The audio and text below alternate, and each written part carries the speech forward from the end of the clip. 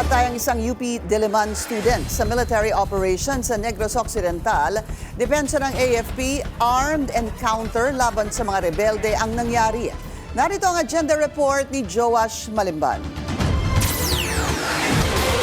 Bumagsa sa social media ang mga panawagan ng hustisya para kay Alisa Alano, ang UP Diliman student na nasawi sa military operation sa Negros Occidental noong April 19. Sabi ng University Student Council ng UP Diliman, isang USC Education and Research Counselor si Alano at pumunta sa bayan ng Tuboso sa Negros Occidental para makipamuhay at makipag-aralan sa mga magsasaka.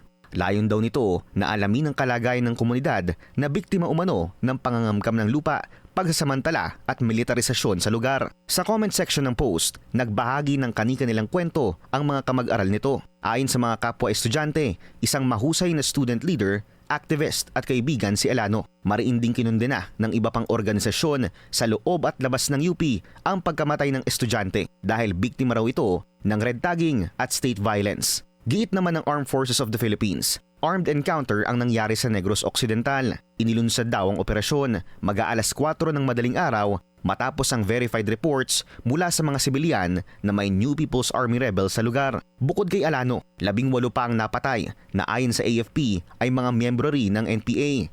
Based doon sa testaments and based doon sa result ng encounter, doon siya mismo sa encounter site, kasama yung mga kasama niya rin na namatay, may mga hawak na baril.